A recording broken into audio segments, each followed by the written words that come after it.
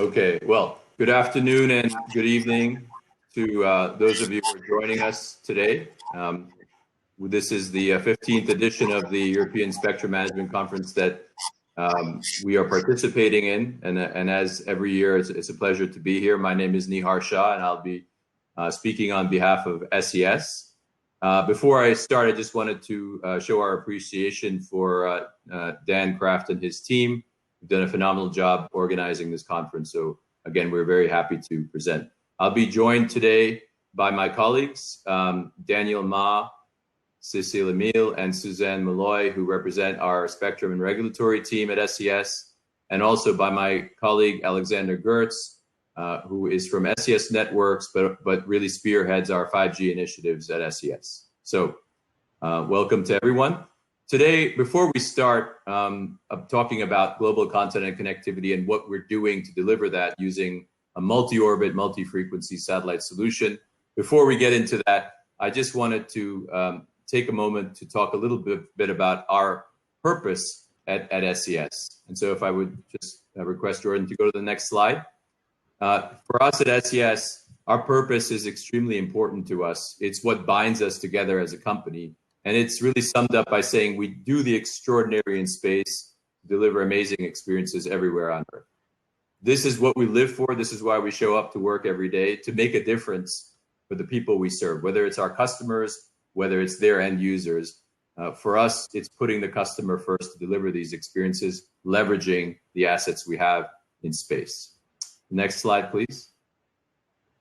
Our commitment to this purpose is defined by these 6 ambitions. So our commitment is to content and connectivity everywhere in the world. Our commitment is to leverage global cloud and intelligent connectivity to deliver it. Our commitment is to looking into the future and showing our pursuit of innovation. And our commitment is also to delivering those customer experiences that I talked about. Overall, we aim to make a difference and to give back to society.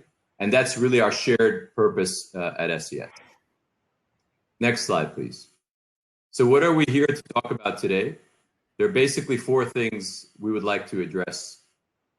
First of all, we want to share with you some of the great things we're doing for our global customers. How do we leverage our spectrum resources? How do we leverage our satellite network to make an impact and make a difference for those customers? Number 2, how do we do that? And a large part of what we do is based on our global multi-orbit, multi-frequency network in space and on the ground, which is unlike any other that is deployed today. Number 3, how are we using this to accelerate 5G adoption across the world? And number 4, how are we leveraging and partnering with cloud to make our network smarter and more efficient? Next slide, please. So here you see just a sampling, probably more than a sampling, of our global customer base. We serve customers across all continents in over 100 countries, and we count over 1,200 customers at last count at SES. You will see some of the biggest media companies such as Sky and Comcast here. You will also see some of the big telecommunications providers like Level 3, British Telecom, Saudi Telecom, and Telefonica. Some of the new aeronautical service providers like Gogo and Thales, as well as a host of other telecommunications and broadcasting companies. So we have a very diverse and very global customer base that we depend on for strong partnerships into this market. Next slide, please. Here are some facts and figures about our business. This one pertains particularly to our networks division. So as you may know, SES has 2 divisions. One is the SES Networks division that provides managed data connectivity, and the other one is SES Video, which provides broadcast. This one talks about some of the things we've achieved in our networks division using our combined GEO-MEO capabilities.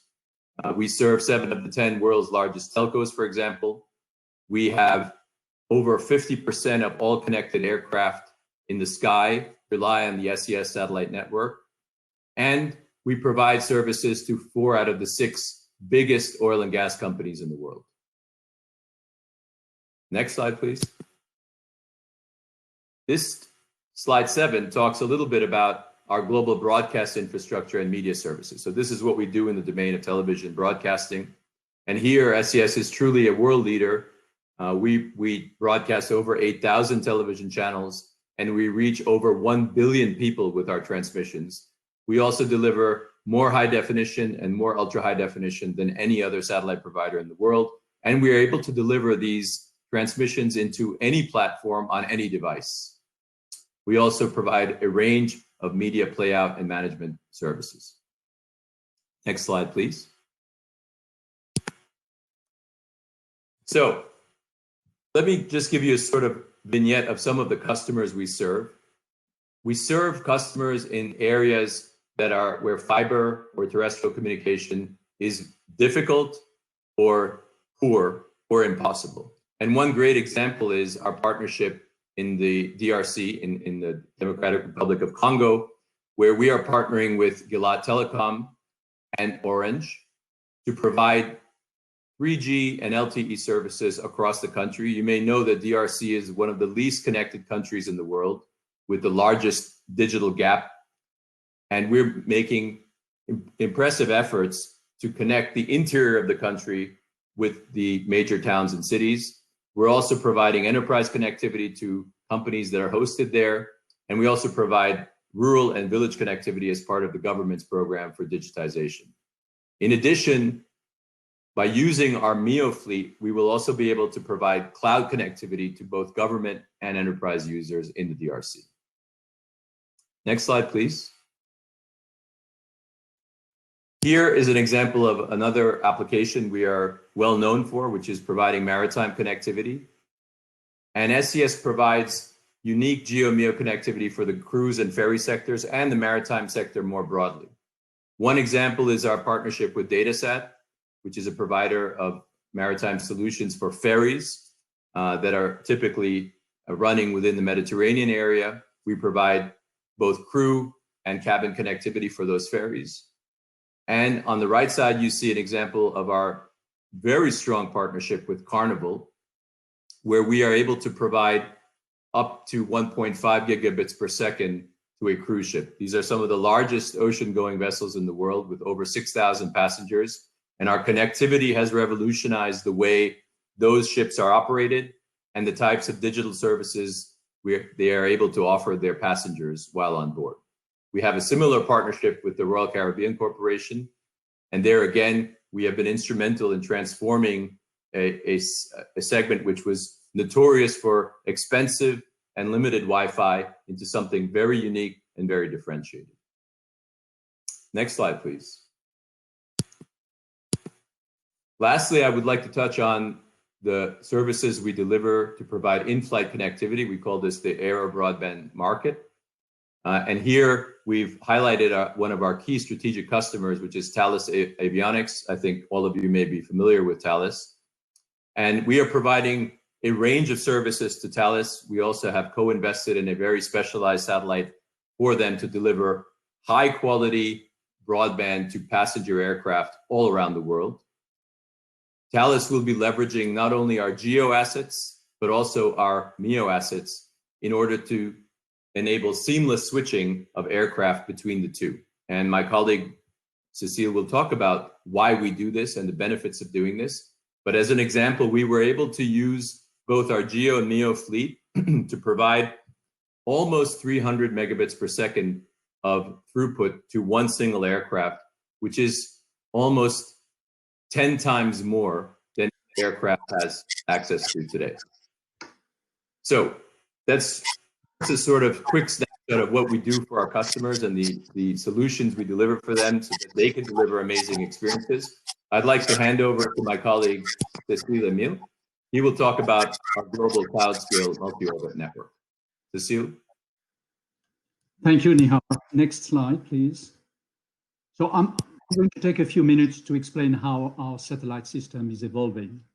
Next slide. SES is a company born and established in Europe, and we have become a global player active in all regions of the world. Today, we operate more than 70 satellites in many different orbital positions. And we're growing up and diversifying our network capabilities to address the ever-changing customers' demand.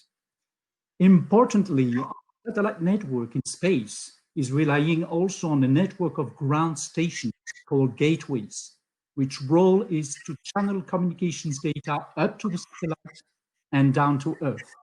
These ground stations are disseminated all over the world to enable our customers to access our satellite fleet and capacity from anywhere at any time. Next slide, please. We have a combination of geostationary orbit and medium orbit satellites, the so-called GEO-MEO satellites. And that combination is unique today to the point that it is now getting fully integrated, so we can use both constellations together seamlessly. Like many other satellite companies, SES is deploying so-called high-throughput satellites to geostationary orbit with much enhanced capacity. Next to this, our existing MEO constellation called O3b was already born with high throughput and low latency back in 2014. So O3b has been certified by the Metro Ethernet Forum MEF as a fiber-like connectivity system from the sky. Additionally, a following generation of MEO satellites called O3b mPower will come up very soon and bring SES satellite network to another level of performance. Next slide, please.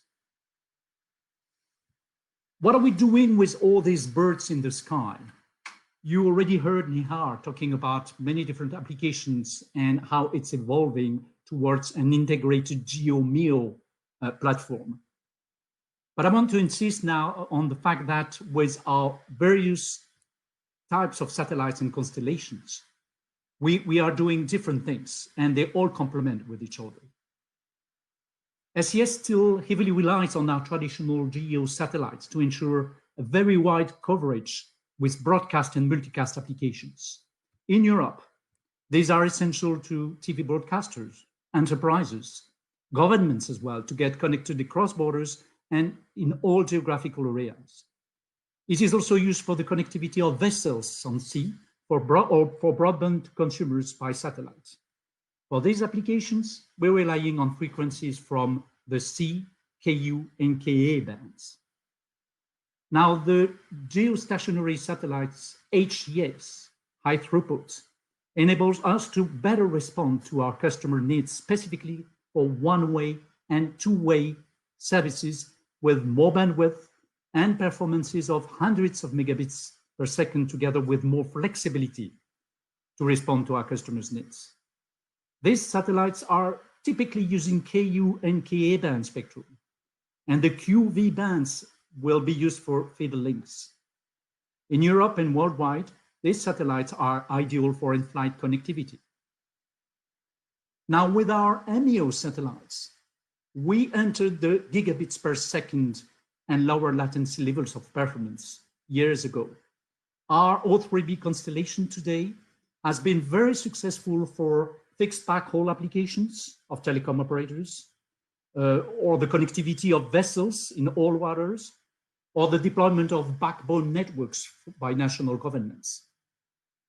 O3b and the next generation of O3b mPower will extensively and intensively use Ka band spectrum together with QV bands.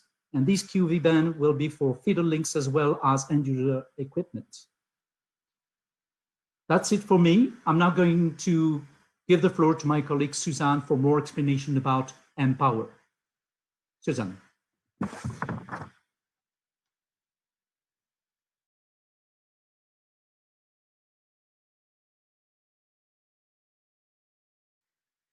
We can move to the next slide, please.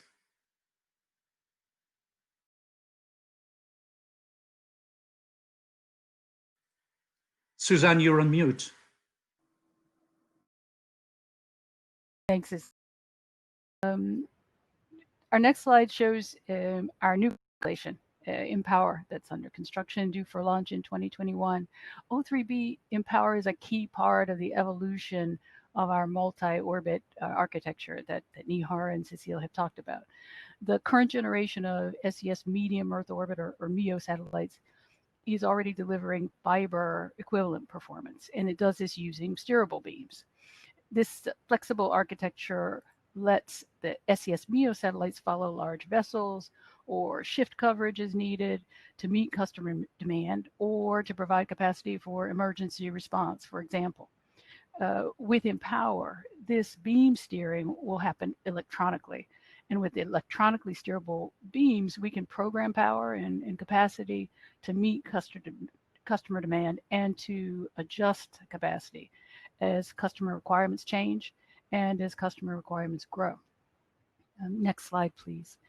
This new constellation will fit seamlessly into the operations of our global fleet of geostationary and non-geostationary satellites and into an expanded ground infrastructure. And all of this will work together to let SES provide the right capacity at the right time for any given customer use. SES is already moving towards the model for future applications and services, including 5G services, in its approach to delivering 4G and a variety of high throughput data capacity services. So why would a mobile network operator, this is our slide now, like Orange, be interested in this kind of architecture, in this kind of access? In the one example is Central African Republic, where Orange plans to use what it calls the world's only multi-orbit network, using SES's MEO and geostationary satellites to connect and aggregate 2G and 3G traffic from remote base stations around the country to the core network in the capital of the Central African Republic, Bangui. This should give the operator a single source for cellular backhaul and core IP transit. And so at SES, we think this is a prime example of how satellite transitions communications from 3G to 4G to 5G services. So from here, I'd like to turn this over to my colleague, Alexander Gertz, to talk more about 5G and how satellite has a role in that rollout.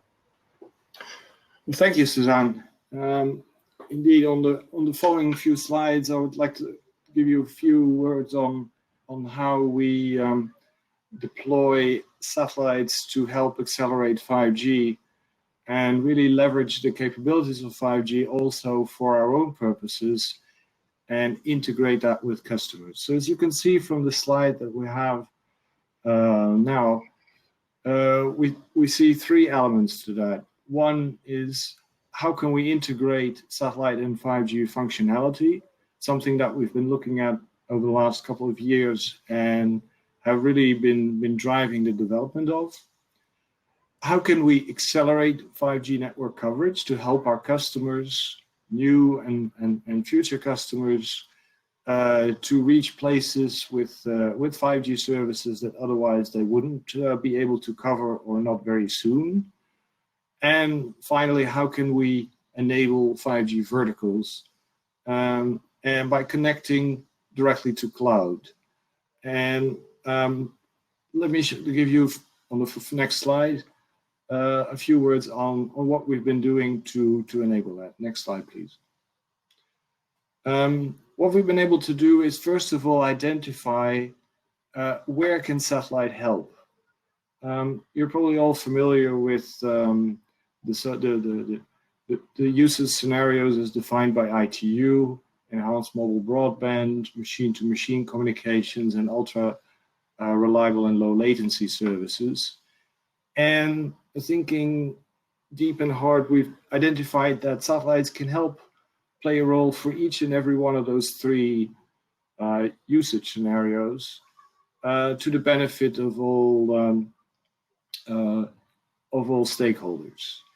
For instance, for enhanced mobile broadband, EMBB, we can provide very high capacity cellular backhaul to provide the backhaul connectivity. For machine to machine, we can provide integrated solutions to connect, aggregate and connect IoT devices via via an aggregation unit.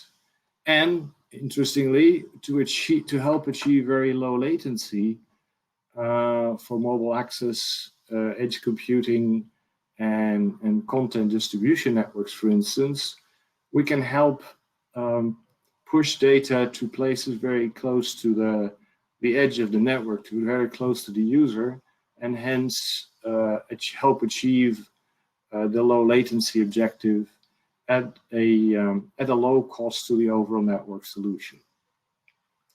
This obviously requires that we adopt and implement the same kind of technologies as is the case for terrestrial 5G.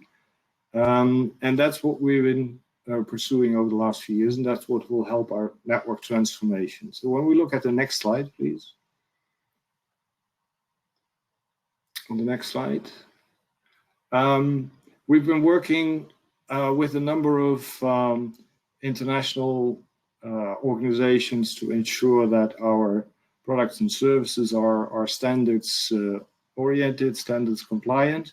We've done a number of research and development projects in order to help develop key technologies that are derived from the 5G world and adapted them to satellite. And we've made a number of demonstrations to show that, in fact, satellite is very suitable to be integrated into an overall end-to-end 5G network. We've demonstrated that, and it is the basis for our transformational future network architecture. So if we go to the next slide,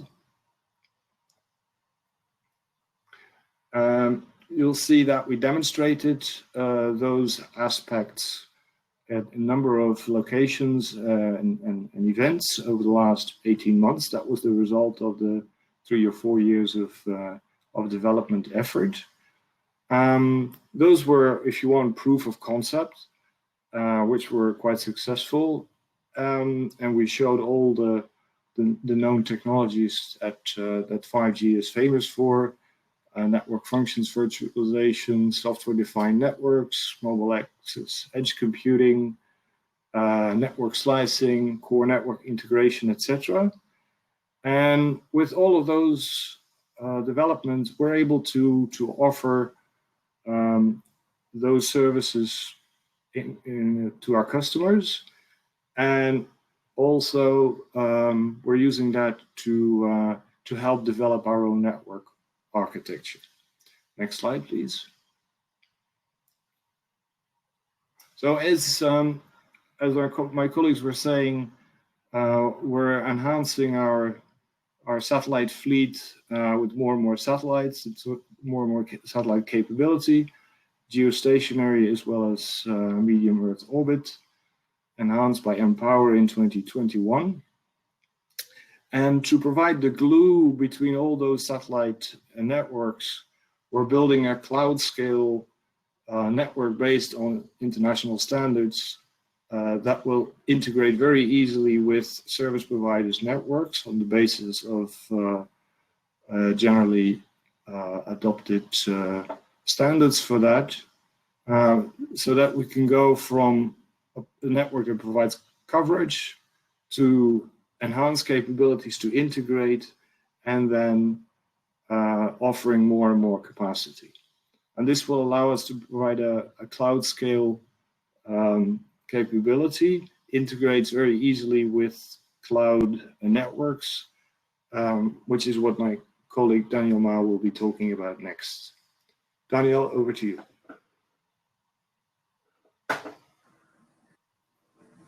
Thanks, Alexander. Yes, as Alexander said, we at SES have been working with the major cloud providers to form partnerships so that cloud computing capabilities can be extended everywhere. Next slide, please. Next slide, please. Thank you. This slide is rather busy, and I do realize that not everyone very well because of the size. but it gives a sense of scope of all of our different activities in the cloud, and how we're working with providers such as Microsoft and IBM and AWS, hopefully, in order to make the cloud available. I'm hearing that people can't hear me. Is that right?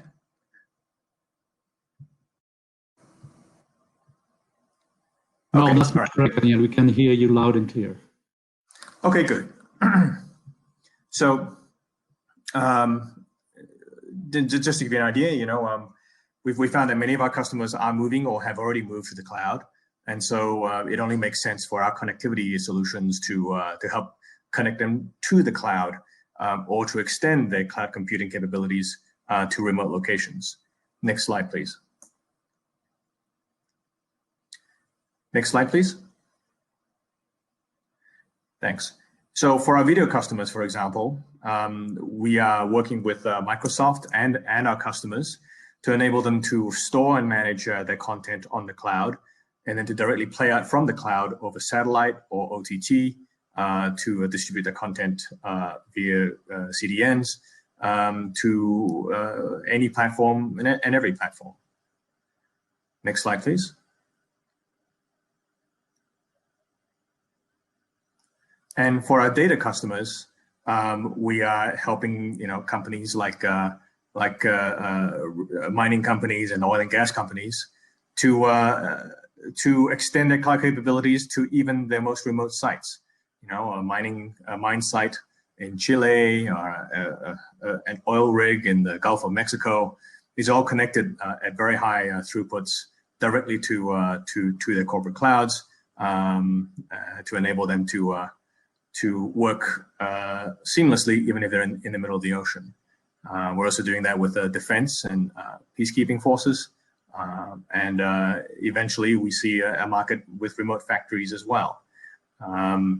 As more and more of our customers deploy Internet of Things and have sensor networks that gather data from from remote sites, all of that data will need to be collected and stored on the cloud network, and we can help connect these folks accordingly.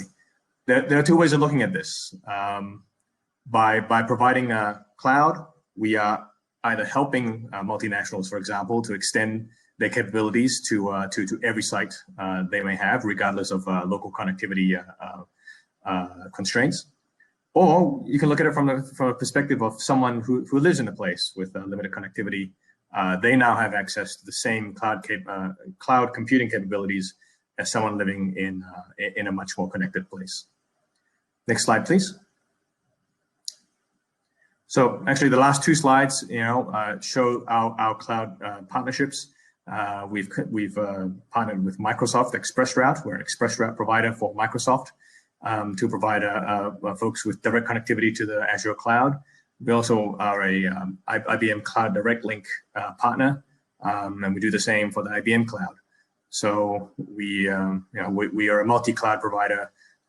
We aim to be a multi-cloud provider that will enable our enterprise customers to connect to the cloud of their choice. And so I think that, together with all of the other capabilities you've heard, merged with 5G, merged with our satellite infrastructure network, we aim to bring a complete suite of capabilities and connectivity to our customers. So should I continue here, Neha, or is this coming back to you? I think you can continue, Daniel. Okay. So next slide, please. So what do we take away from all this from a spectrum management perspective? Because what we've talked about so far is what we do with the spectrum. Well, it's clear that SES has been delivering valuable services to a very diverse set of customers.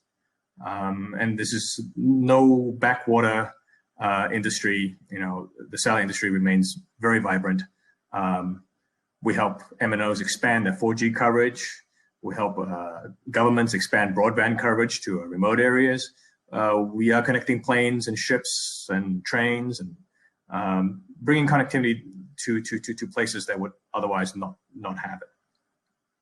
We also take a very collaborative approach with other industry players in standards development, etc., to make sure that we work closely with MNOs, with cloud, and with the 5G verticals sector.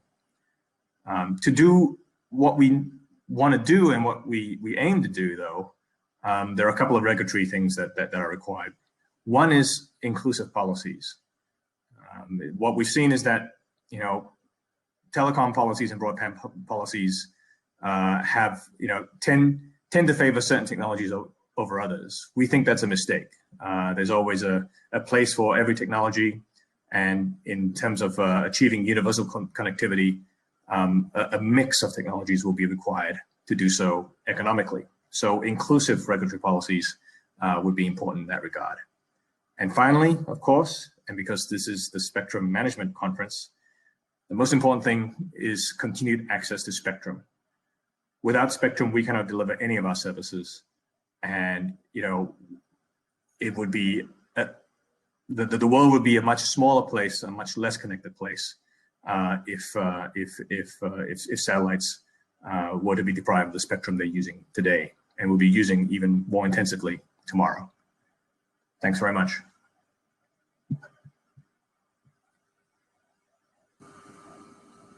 Nihar? Thank you, Daniel.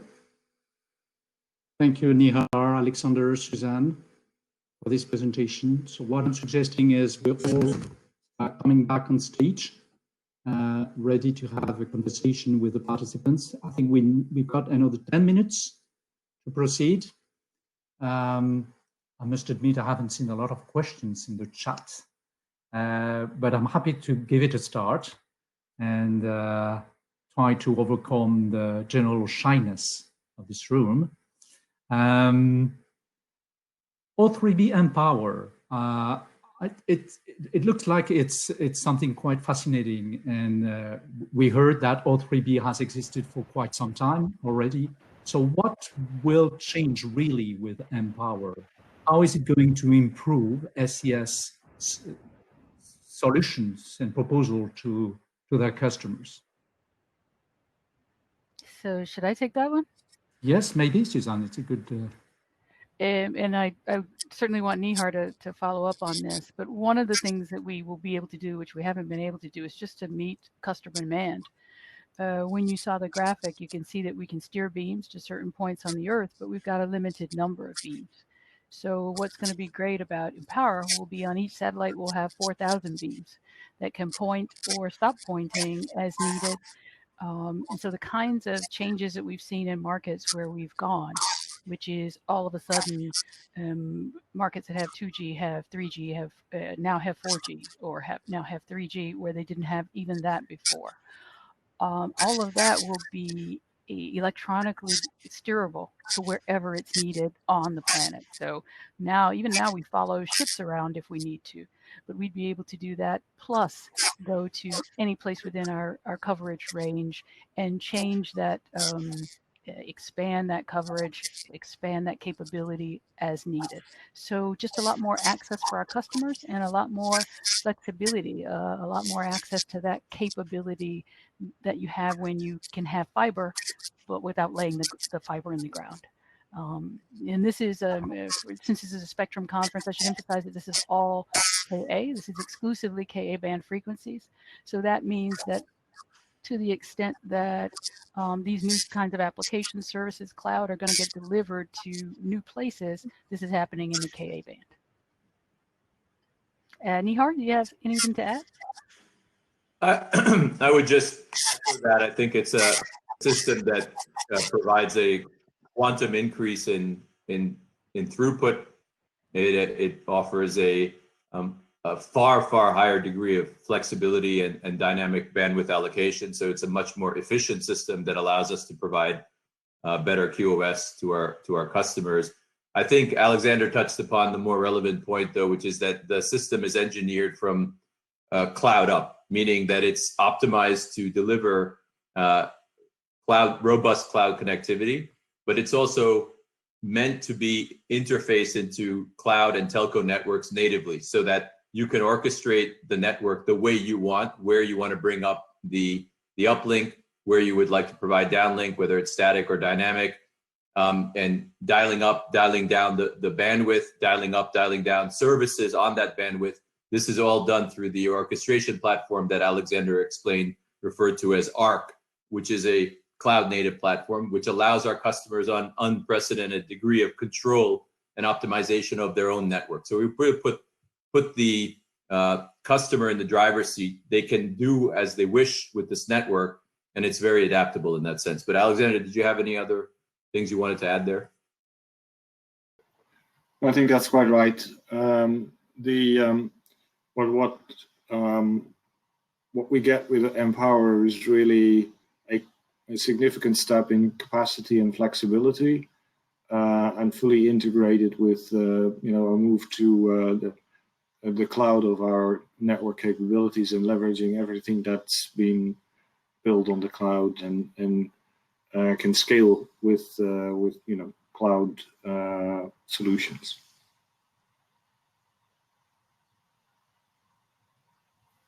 You. It sounds like with all that flexibility and new orchestration of resources,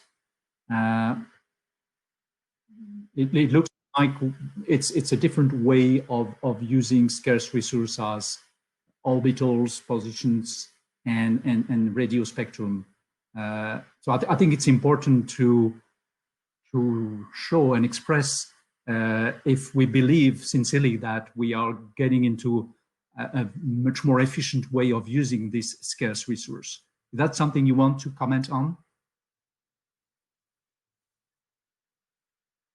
So in other words, I think Suzanne said that we're going to thousands of beams for what is a similar amount of net spectrum.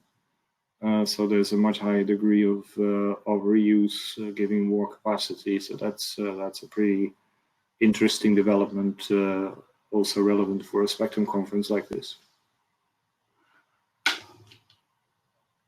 I have a question from the audience concerning the LEO business case.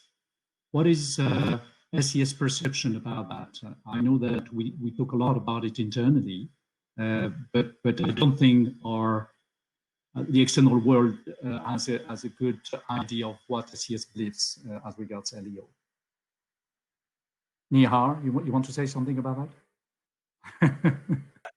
I don't know what I can add to what you said. So I think maybe I could first say that we at SES, I think we're very orbit agnostic, right? So I think we don't have any religiosity when it comes to orbital architecture. We obviously believe that each orbit has certain strengths and weaknesses that allow us to do things better or worse.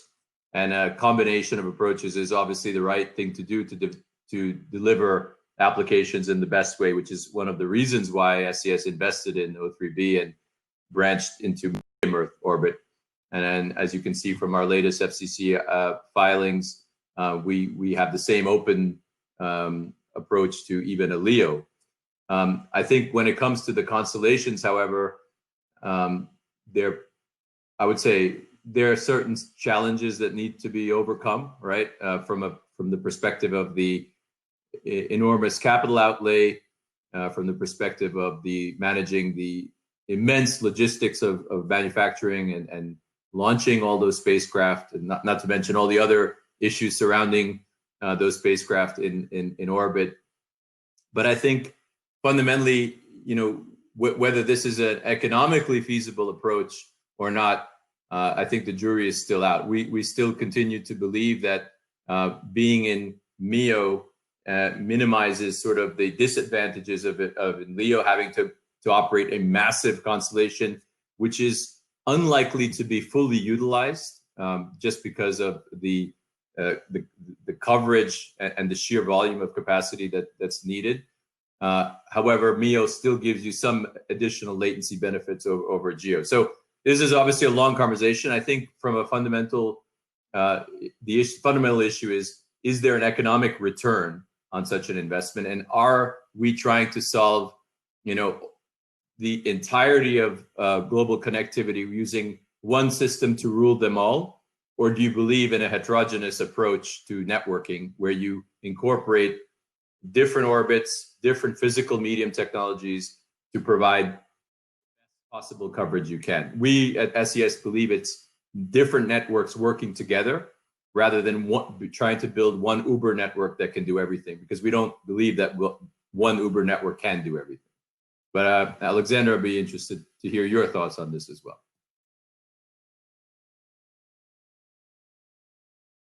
You're muted.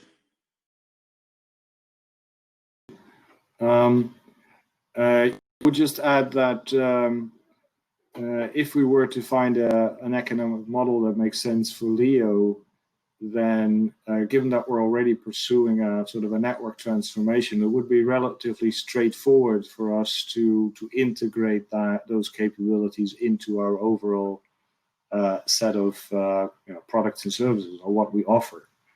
It wouldn't be the single Uber; it would be the integrated solution with the right set of capabilities, depending on the specific application. We would be able to modulate that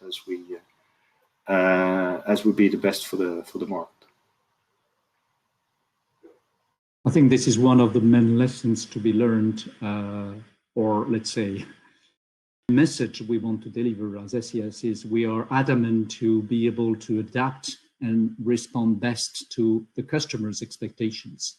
And these expectations are evolving considerably now, with not only more bandwidth and throughput, but also many different aspects depending on who this customer is, whether it's a telco, a cloud operator, a government, an enterprise, or an end consumer wishing to be connected at home. So this is really the main point which, and the main message SES wants to deliver is we are building a global network to try and address all this variety of needs from all our customers. I think we're reaching the end of that session. The technical moderator has told me that we have very little time left. Is there any final remark which someone in the panel wants to make? Danielle? No? Suzanne? I think we said a lot already. Well, listen, thank you very much for your participation and for listening to us. We hope that we'll be back soon and talk more about our concrete developments in connectivity solutions. Thank you all. Thank you.